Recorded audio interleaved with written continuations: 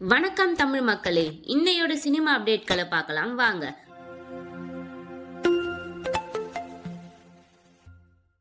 இயக்குனரும் நடிகருமான பார்த்திபன் இரவின் நிழல் படத்தை தொடர்ந்து டீன்ஸ் படத்தை இயக்கியுள்ளார்.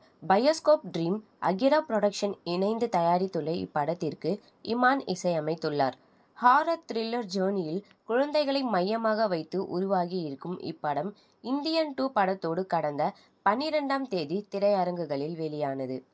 டீன்ஸ் படம் ரசிகர்கள் மத்தியிலும் விமர்சகர்கள் மத்தியிலும் நல்ல வரவேற்பை பெற்று வருகிறது.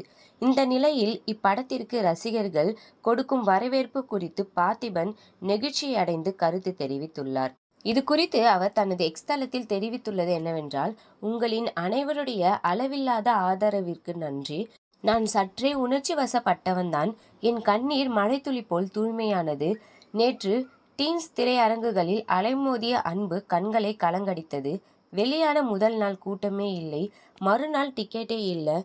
எத்தனை ஸ்கிரீன், எவ்வளவு கலெக்ஷன் என்று இன்று வரை நான் பார்க்கவே இல்லை, இனியும் பார்க்க போவதில்லை. போதும் இந்த ஆனந்த கண்ணீர். கோடிகளை என் கைகளில் கட்டிவிட்டாலும் நான் ஆனந்த தாண்டவம் ஆடப்போவதில்லை. பணத்தை மீறி படைப்பிற்கான அங்கீகாரம் என்னை பரவசப்படுத்துகிறது.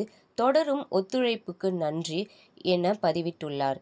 இப்படத்தை தொடர்ந்து பார்த்திபன் 52ஆம் பக்கத்தில் ஒரு மயிலிறகு என்ற தலைப்பில் ஒரு படமும் 2 படங்களையும் இயக்கவிருக்கிறார் என கூறப்படுகிறது.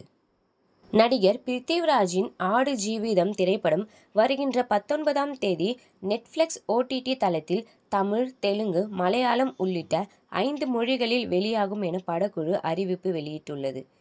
இது போன்ற சினிமா அப்டேட்களை ஷார்ட் அண்ட் ஸ்வீட்டா தெரிஞ்சுக்க மறக்காம எங்க சேனலை சப்ஸ்கிரைப் பண்ணுங்க. தேங்க்யூ ஃப்ரெண்ட்ஸ், பாய்.